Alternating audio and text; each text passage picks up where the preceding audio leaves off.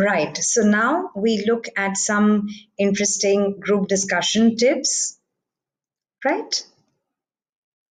So to make yourself group discussion ready, the most important thing is that you need to read on a variety of issues because you don't know what topic you're going to be allotted, right?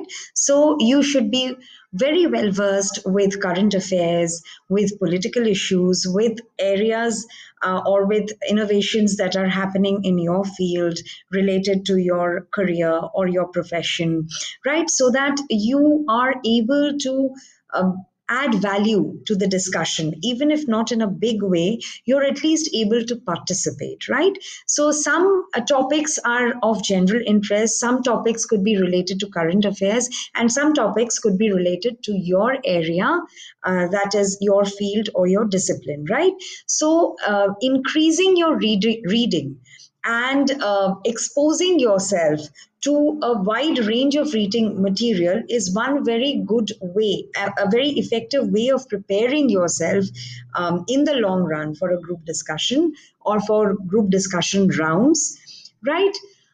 Then you need to be open to new ideas. You have to keep track of whatever new is happening, whatever is the latest trend, and you need to incorporate that in your discussion.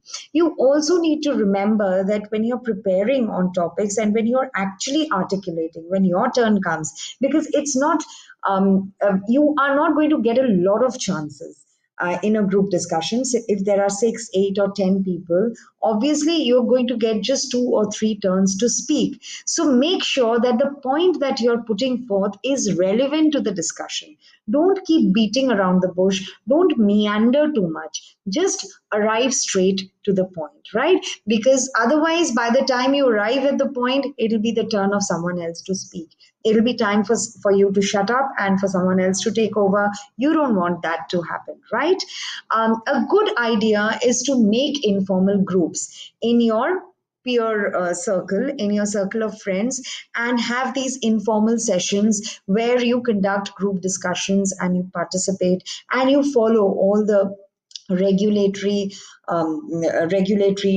kind of principles of group discussion, and you keep building your ability, your competence in group discussion, and also maintaining a bank of right language structures that could be helpful, uh, that could be effective because we have already identified the functional language that is used for group discussion. So obviously, there are going to be only these number of phrases and structures which you need to keep using.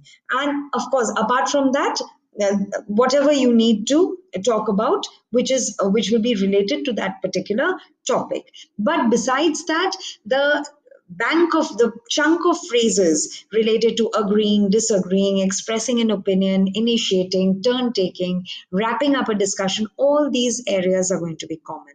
And there's no harm if you keep keep yourself exposed to and keep reinforcing and reusing the stock phrases and the stock structures, which makes 50% of your language correct. So those were some of some tips which could be useful for preparing for group discussion, and I really hope that you had some significant takeaways from this session. Thank you so much for attending.